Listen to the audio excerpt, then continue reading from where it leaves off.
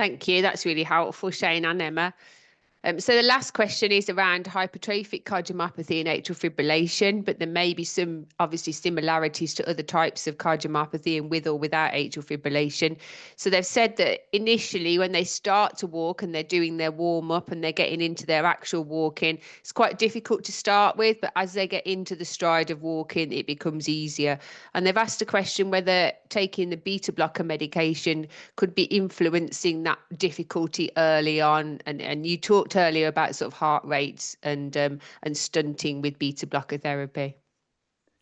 Yeah, and this is when I talked about when I said about cardiac rehabilitation as well, about if you engaged in that, is sometimes you get it from the nursing perspective, and even Cardiomyopathy UK nurses, they can delve into a lot more about medications, what's the impact of that on exercise.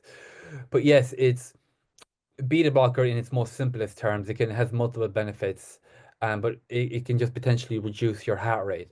So basically, what that means is if you engage in an exercise, normally your heart rate would have gone from X to Y within a short period of time, and in that increase, it's pumped more blood to your extremities, your working muscles like your arms and your legs, to kind of fuel the exercise that you're doing.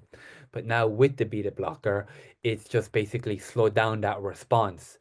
So basically what that means is now when you're exercising, the heart rate doesn't respond as quickly. So you might feel a bit out of breath at the beginning of your walk, and it takes you a bit more time. After about 5 or 10 minutes, you feel a bit more, okay, now I feel a bit more able to kind of engage in the walk. So ways to kind of combat that is look at where you're walking. Where you're walking, is there automatically a hill? So obviously that's going to have an intensity added straight away. Can you reduce the speed you're walking?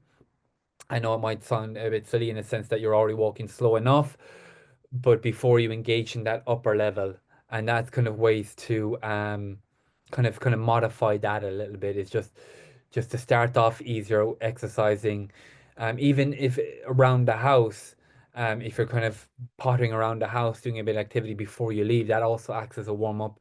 Sometimes we see patients in the program, we do a warm up, we do a main phase, we do a cool down, we do a warm up. After that, we're gauging in kind of like heart exercises that gets the heart rate up. They're finding a challenge and they're able to engage in it.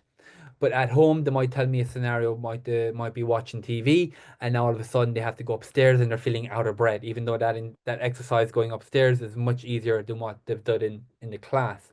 And that's just because of that sudden increase going from nothing to something, and where the heart rate has to respond suddenly. So it's just modifying that initial stages of the walking, slowing it down, kind of spending a bit more time in the lower and the kind of warm up elements.